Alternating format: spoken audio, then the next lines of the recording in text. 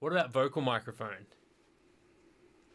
Oh, I'll probably just get an 87.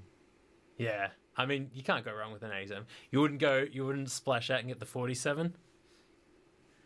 Yeah, I mean, there's no wrong choice. Yeah, I'd probably get the 47.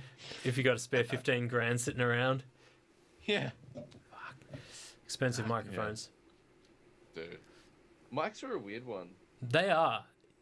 You know 'Cause what's... it's like Yeah. you can make a great album on the shittest mics, Oh, but no one 100%. gives a fuck. You know what I mean? No. I mean, everything you're hearing commercially has been done like either on like a Yeah. an 87 or whatever. But it's just like I don't know. You think of some albums like some of the like Chili Peppers and that like some of those albums were done just on a 57, Yeah. Solid. all the vocals and shit. Yeah. And it's just like, well, it's just a testament to like, it's all about the song, not about the microphone. Yeah. And like, So, I've done a lot of like I do a lot of listening to people's like tracks that they make at like lots of demo stuff because I listen to a lot of local people, and it's like production is really secondary to like, I mean, I guess it starts from the bottom. Songwriting is the most important thing. yeah, If you got a great song, it's a great song no matter what you do with it. Delivery after that, and then gear all comes after that.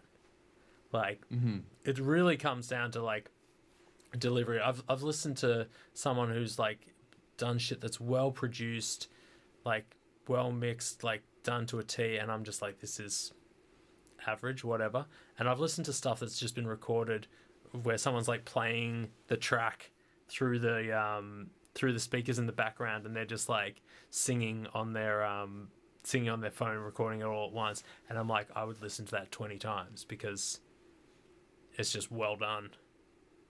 yeah, So, exactly. So yeah, mics are a weird one, but we still want to have good stuff. Oh, of course, and Yeah. they sound good. Good shit's obviously good. You know what I'm saying? How good is good shit?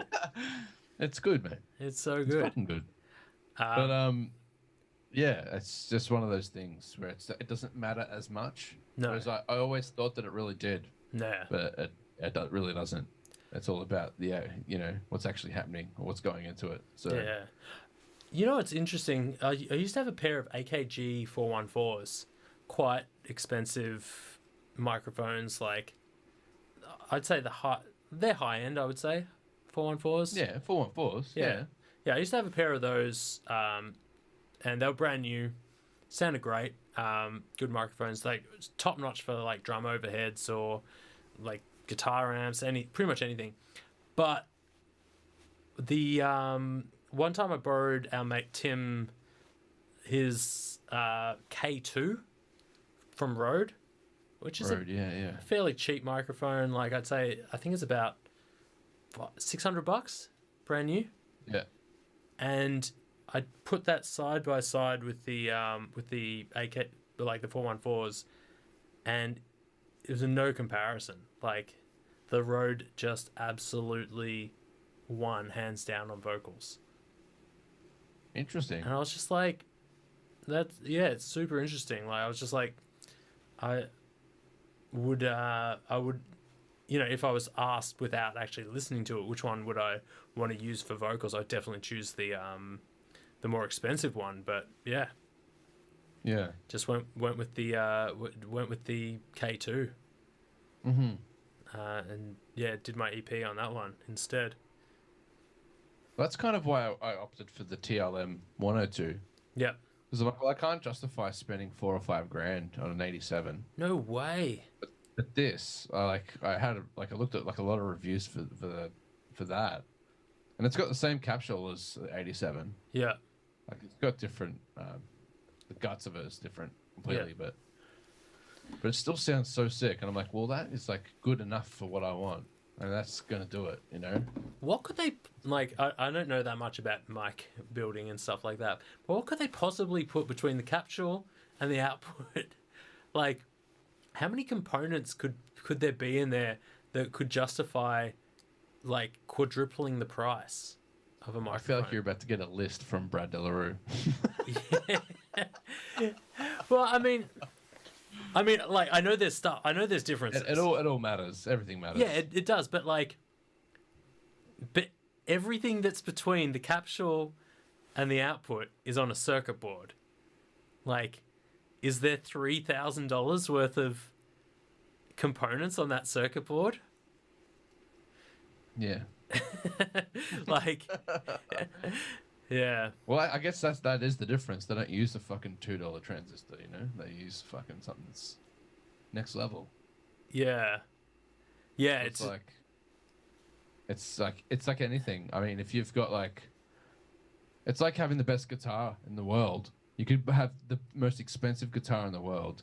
If you run it through one of those little battery operated Marshall stacks, it's going to sound like a bucket of shit. Yeah, no matter what. No matter what. You know what I mean? I guess that's like kind of a really bad analogy. No, you're right. You're right. You can have whatever, but if there's something shit in the chain, it's going to sound like shit. Yeah, true. So it's like with those microphones, those components are just so fine tuned. That's why they sound so good, because all those components running in parallel with each other, it just makes for that sound. And yeah, I don't know. Yeah, I mean, I don't know fucking anything about electronics really. Yeah. But I do know that's why they're so expensive. Is because those components are expensive. Oh wait, here we go. Transformers hand wound with the golden pubic hair of mermaids. That's what makes the price. I mean, having used U87s quite a few times, like they sound fucking amazing. Like, not that like I also like the sound of your mic. I would like to hear a comparison between them. I wonder what the actual differences would be. I reckon I could tell you. Like I reckon my 87s are quite flat. Yeah. Like they're very flat. Like you could almost just sing straight into it and you would be like, all right, I don't have to do much to this. Yeah. But with this, it's got high end and low end, because it's traditionally a voiceover microphone, which is really pleasing to the ear with dialogue. Yeah. When you've got a little bit more of those things. Well, that's what. So I find in everything I'm dialing those things back. Ah, okay. Yeah, I'm bumping up the mid range, treble back and low end it back. But like that mid range that it still captures is unbelievable. Yeah. So that's what I noticed, the big difference between. I did a comparison when I had the NT1 and that, and I was just like, the NT1 sounded so cheap. Yeah. Compared to that, because I was so conditioned to listening to the NT1 for so long.